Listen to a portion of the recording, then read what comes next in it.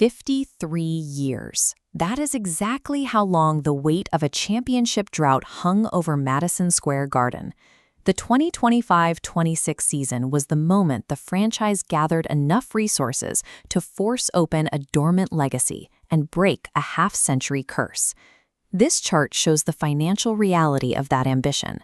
The front office assembled a massive $207.4 million team payroll that blew right past the NBA luxury tax threshold, triggering a franchise record $44.4 million penalty.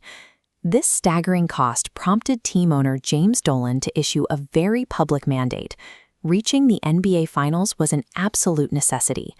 By pushing their chips to the center of the table, the organization created a high-stakes experiment. The math was simple: win a ring or face a total organizational failure. That pressure nearly cracked them. Following an early season NBA Cup victory, the team hit a severe 2-9 winter slump. You can see the structural flaws in play-by-plays like this one against the Lakers, where defensive breakdowns and turnovers steadily mounted. The heavy rotation extracted a steep physical toll. Jalen Brunson battled recurring ankle sprains, while wing OG Anunoby struggled through a nagging hamstring injury.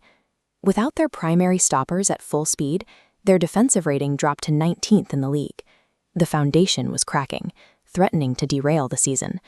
The front office scrambled, executing a mid-season trade for Jose Alvarado to inject point-of-attack defense and stabilize the perimeter rotation.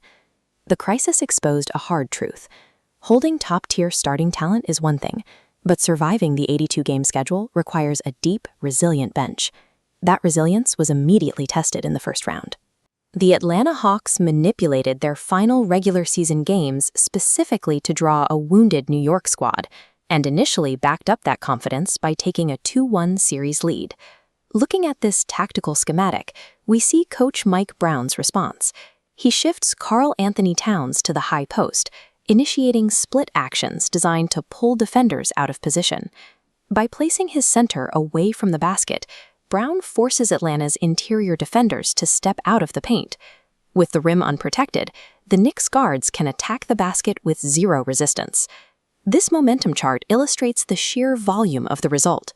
In the closeout Game 6, the blue line represents the Knicks unleashing an astonishing 67-13 first-half scoring run, effectively ending the series. This execution proved why New York paid a premium for their roster. Tactical flexibility ensured the team remained functionally effective across different matchups, regardless of the opponent's defense. Advancing to the second round, the Knicks put on a physical clinic against the Philadelphia 76ers. They deployed reserve center Mitchell Robinson to neutralize former MVP Joel Embiid in a swift 4-game sweep. They carried that momentum straight into the Eastern Conference Finals, dismantling the Cleveland Cavaliers in a sweep that culminated in a 22-point fourth-quarter comeback in the clincher.